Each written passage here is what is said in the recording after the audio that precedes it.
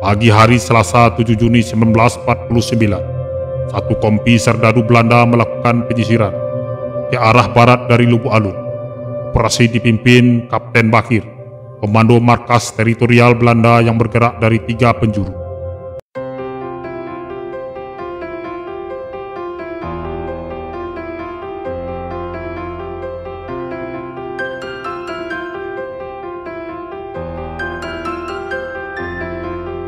Assalamualaikum warahmatullahi wabarakatuh. Bertemu kembali dalam acara Smart Discuss bersama saya Armedi Lanjung.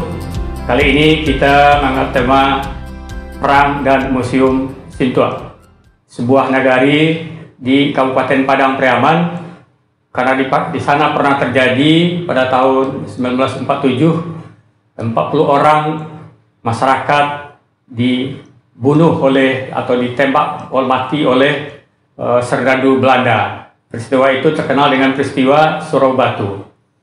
Kemudian juga diterbitkan dalam bentuk naskah buku, dan hari ini seorang pemuda di nagari tersebut membangun sebuah museum yang menghimpun benda-benda sejarah yang terkait dengan perang kemerdekaan terutama yang terjadi di nagari Sintu tersebut. Sudah hadir di hadapan kita bersama Saudario Tampati Putra, anak muda yang saya kira memang berpikir jauh ke depan. Sebelum kita lanjutkan, kita ingin saksikan tayangan berikut ini dulu.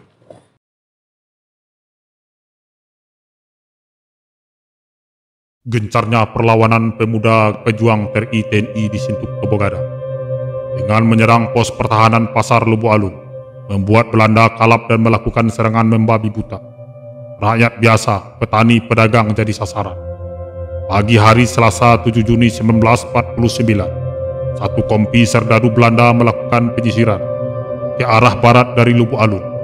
Operasi dipimpin Kapten Bakir, Komando Markas Teritorial Belanda yang bergerak dari 3 penjuru, yaitu dari selatan melalui Punggung Kasih, dari utara melalui Pakandangan dan Koto Tinggi, serta dari barat melalui Bintuan Tinggi, Paukamba, dan Tobogadang. Ketiga rombongan bertemu di Pasar Sintuk, tepat di lapangan dekat stasiun kereta api Sintuk. Pukul 9 pagi, ketiga rombongan membawa orang-orang tangkapannya.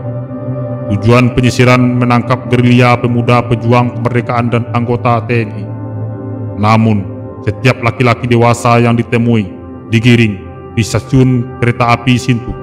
Semua ditangkap, dikumpulkan, dibagi 3 kelompok. Pertama, terdiri dari 20 orang, dibawa ke Lubuk Alun untuk diperiksa. Kelompok kedua terdiri dari 35 orang, disuruh pulang. Dan kelompok ketiga terdiri dari 40 orang, dibawa Belanda ke Surau Batu Sintuk yang terletak di pinggir Sungai Batang. Sesampai di halaman Surau Batu, mula-mulanya disuruh duduk melingkar mendengarkan tuduhan sebagai gerilya, ekstremis, pengkhianat, perampok, dan sebagainya. Sekalipun ada di antaranya berteriak menyatakan bahwa ia petani, tidak tahu apa-apa, tidak dihiraukan oleh serdadu Belanda. Mereka digiring ke pinggir Sungai Batang Tapaki, berbaris di belakang kepada serdadu Belanda dan menghadap aliran sungai. 3 senapan mesin siap memuntahkan peluru. Tiba-tiba terdengar komando tembak. Dor, dor, dor. Sebanyak 37 orang tewas. Mayatnya dihanyutkan di Sungai Batang Tapaki yang waktu itu tengah banjir. Peristiwa berdarah itu terjadi sekitar pukul 10 malam. Masyarakat setempat tidak ada yang menyaksikan langsung, hanya bunyi tembakan dari jauh. 3 orang terhindar dari maut. Ketiganya, saat letusan senjata api musuh terdengar, mereka cepat terjun ke sungai, lalu menghanyutkan diri bersama air banjir. Masing-masing bernama Zakaria alias Buyung Itik, masing-masing Zakaria alias Buyung Gati, ditangkap di Toboh Luapari, Toboh Gadang. Setelah hari gelap, ia keluar dari sungai dan pulang. Kedua Hongkong yang dibangunkan ketika masih tidur pukul 5.30 di Bayu Koto Tinggi. Ketiga Nasir Labai Buyung Itik ditangkap tentara Belanda di Surau Buluh Apu Sawah Mansi Tobo Gadang. Ketika selesai salat subuh, tidak semua korban ditemukan. 6 korban yang tidak dikenal dikuburkan di tepi batang tapak. Jenazah yang dikenal segera dibawa keluarga dan besoknya dikuburkan di pandan pekuburan masing-masing. Hanya 26 orang teridentifikasi. 3 orang selamat, 6 orang dikuburkan secara massal, dan 5 orang lagi tidak ditemukan. Pertama kali peristiwa heroik penembakan 40 orang di Surau Batu tersebut diperingati oleh Gerakan Pemuda Ansor Kabupaten Padang Pariaman dengan menyelenggarakan upacara 17 Agustus tahun 2017 di lokasi pembunuhan. Pembina upacara peringatan HUT RI ke-72, Ketua Pimpinan Cabang Gerakan Pemuda Ansor Padang Pariaman, Zeki Ali Wardana. Upacara ini melibatkan mahasiswa KKN dari Universitas Taman Siswa Padang, santri Pondok Pesantren Nurul Yakin Aswaja Padang Nonang, Nagari Larianan Panjang Kecamatan Tujukoto, Ketua PKKNPI Sintuk Tobo Gadang, Radelka Adki, Wali Korong Simpang 3, Arwin, Ketua Pemuda Simpang 3, Afandi Herdi Kusuma, dan masyarakat.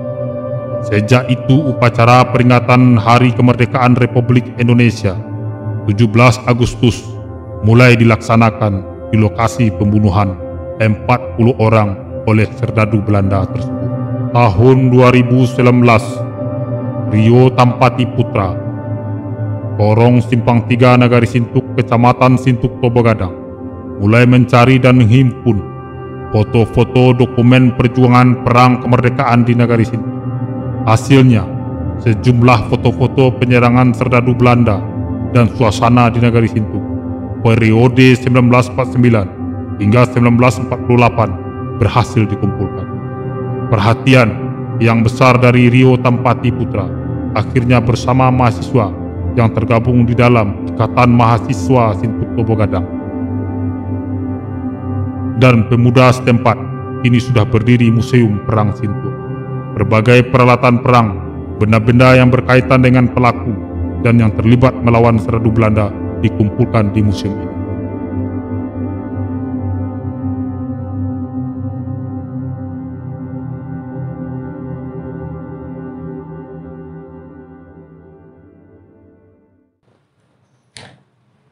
Baik, dari tayangan tadi kita silakan kepada Rio untuk memperkenalkan sedikit latar belakang, kemudian juga kenapa beliau mendirikan museum ini. Kepada Rio dipersilakan. Oke, makasih Pak Anwar Tanjung. Ya. Assalamualaikum warahmatullahi wabarakatuh. Waalaikumsalam warahmatullahi wabarakatuh. Pertama kali kenapa saya berpikiran untuk membuat Museum Perang Sintuk. Yang pertama kali, Nagari Sintuk merupakan nagari yang tua. Ya. Banyak objek-objek situs cagar budaya seperti 2 buah makam Maubrik di Tepaki. Ya.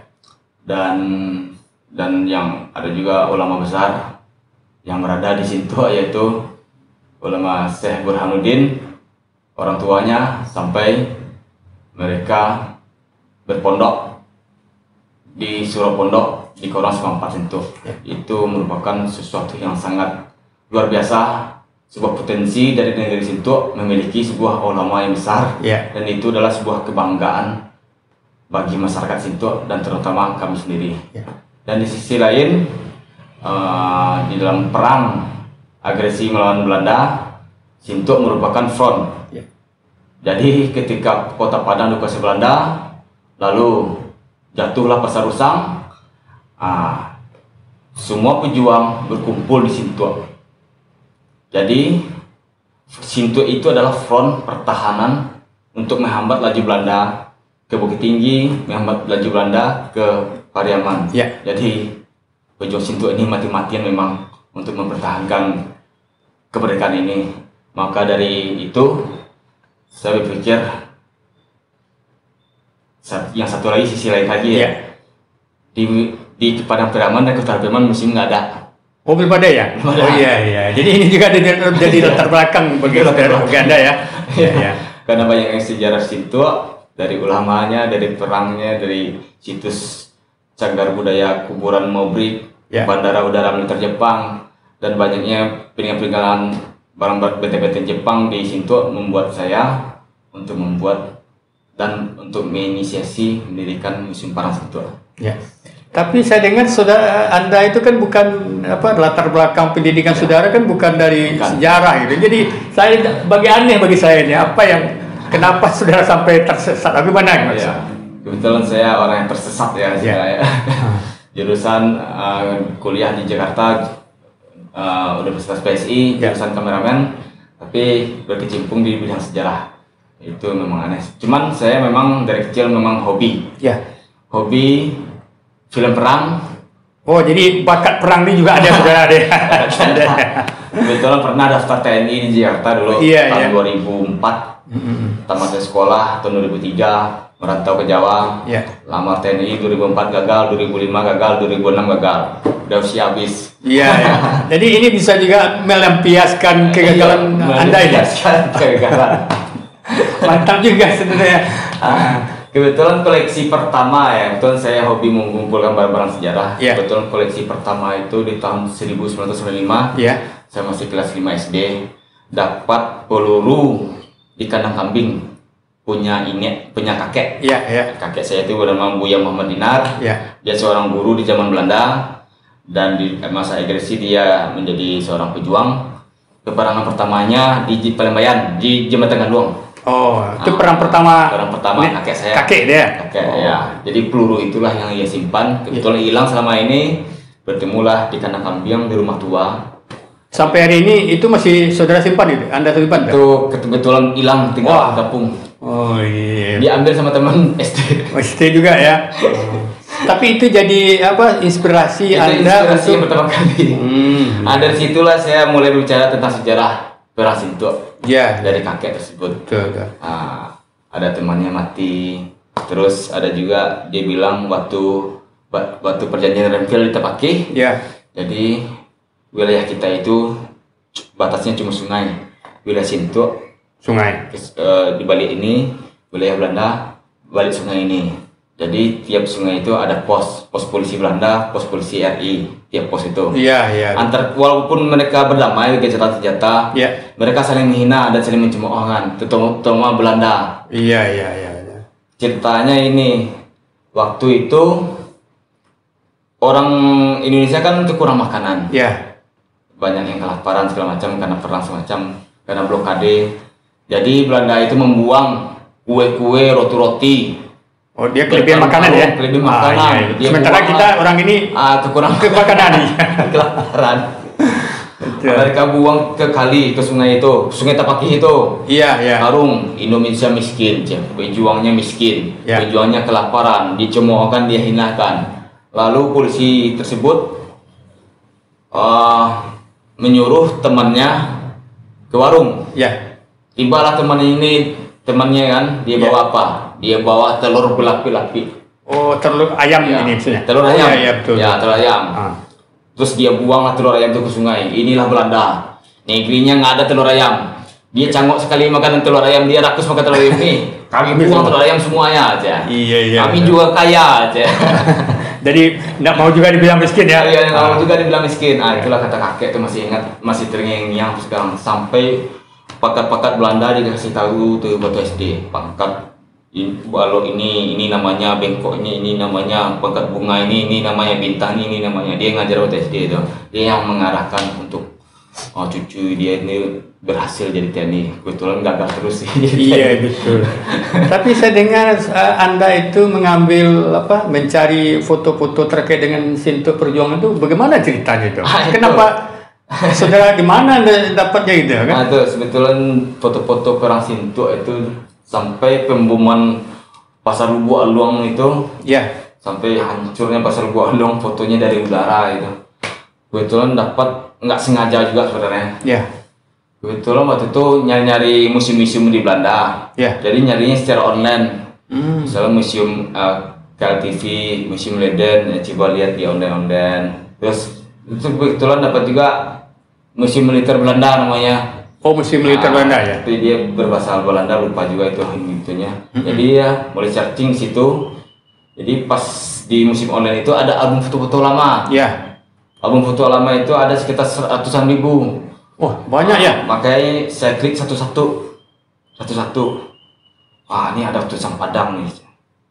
Wah, ada batalion ini, batalion. Jadi sebetulnya saya cari dulu di Google. Ya, ya. Batalion Belanda yang ada di Padang. Apa-apa aja namanya brigadenya. Ya. Kebetulan di Jakarta namanya Brigade X, ada juga Brigade Y di Pulau Jawa. Ternyata di Kota Padang ini Brigade U. Ya. Dari itulah saya lacak Brigade U. Dari batalionnya apa-apa aja, batalion Zeni, batalion Anjing Nikahnya, Ya. batalion 24 RI, batalion 14 RI, batalion Zilen. Batalion Zilen inilah yang ada di Lubuk Luang. Oh, Yang agresi pertama bersama resimen De Jager.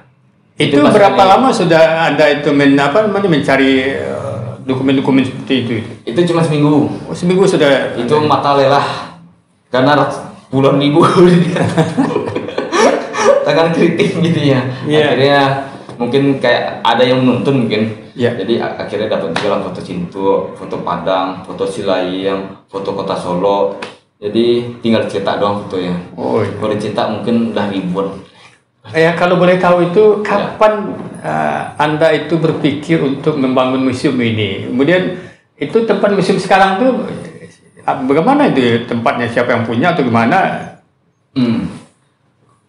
Berpikiran membuat museum itu pertama kali kan dapat waktu merantau ya 2003 ke Jakarta. Waktu jalan-jalan kan saya berdagang kaki lima waktu itu Jatinegara. Oh, ini saudara ini dari rantau pulang kampung nih ya. Dari tamat SMA 2003 SMA Lubuk Luang. Merantau ke Jakarta, Jatinegara, berdagang kaki lima. Karena kita ingin tahu gimana Jakarta ini kan kita jalan-jalan dulu. Kita lihat gedung-gedung, ada juga. Jadi dapatlah gedung-gedung lama, gedung kuno di situ. Kebetulan di sana pas kita tanya sama orang, ternyata di situ tempat pelatihan Akmil zaman dulu. Akmil zaman Belanda. Semacam Knil dia. Pelatihan Knil. Tepatnya di muka Polres Jakarta Timur. Di samping Jatinegara Plaza. Jadi lewat rumah-rumah situ, rumahnya indah ya, rumah-rumah lama ya, rumah bangunan kolonial. Jadi seakan-akan nuansa alam itu menyatu sama saya. Seakan-akan berada di tahun tersebut. Tahun Seisuk. Zaman Seisuk ya. Pas sudah asik-asik berkeliaran melihat itu kan, ternyata di situ banyak rumah-rumah jenderal ternyata. Rumah jenderal. Tentu jenderal Belanda ya? Bukan, jenderal sekarang. Sekarang ya. Jadi digunakan oleh jenderal sekarang, komplek perumahan jenderal. Jadi pas keluar dari perumahan jenderal itu bertemulah si Buyung, orang Sungai Sari. Ternyata dia menjual barang-barang antik. Di depan gereja Kolonia. Dia cuma modal etalase 2, berdagang kaki 5. Dia menjual khusus barang-barang uang-uang logam zaman Belanda. Jadi pas saya lihat, jadi tertariklah ada menjual uang yang bergambar Ratu Wilhelmina yang di kalung Indo-Indo ama-ama. Ada yang terbuat dari emas, dari perak. Jadi koleksi pertama saya dari uang logam, untuk uang logam Belanda itu yang dari perak yang 2,5. Itu berapa harganya Anda dapat waktu itu? Kebetulan 2003 masih murah. Kalau sekarang harganya udah sekitar 1 juta. Wah, lumayan juga. Hanya satu uang gitu ya? Iya, satu. Itu terbuat dari perak. Jadi itu apakah koleksi pertama yang itu koleksi kedua? Kedua itu ya? Ya, koleksi ketiga itu. Koleksi pertama peluru. Koleksi kedua dapat uang logam Belanda dari Tembaga, dapatnya di belakang rumah, di dapur. Angka tahunnya 1858. 1858 ya? Berarti udah lebih. Kebetulan setelah era Perang Pederi. Penangkapan Raja Pagoroyong 1841 dan saya dapat uang logam itu 1858. Berarti usianya sudah kurang lebih 1,5 abad ya? 1,5 abad. Kebetulan dapat 3. 1858, 1898, 1914. Mungkin uang logam punya nenek saya dulu kali. Betul. Saya pas dapat di belakang rumah. Pas mau menanam cabai. Mencangkul, berbunyi lah. uang tersebut kan. Iya, iya, iya. Berdenting bunyian, pas dilihat, wah Ternyata uang ya. Ternyata uang. Nah, lalu gimana dengan koleksi-koleksi yang lain tuh bagaimana itu? Koleksi lain kebanyakan hibah, Ya. hibah dari penduduk, ada dari di sana, dari teman, dari bako dan segala macam. Sampai saya mencari sampai ke Padang Panjang, Iya. coba tipu pada Sike. Jadi saya menanyakan ke penduduk setempat untuk bisa menghibahkan atau menitipkan barang-barang tersebut. Untuk di negara Sinto, saya udah mewawancarai pejuang-pejuang yang mendapat uang veteran dari pemerintah. Ya. Jadi digalilah semuanya dari A sampai Z, sampai pengumpulan baju seragamnya zaman dulu. Sampai ke Iya. pakaian-pakaiannya juga Anda kumpulkan? Kumpulkan apapun yang terkait di zaman tersebut saya kumpulkan sampai keanggotaannya, sampai kartu anggota, dokumen-dokumen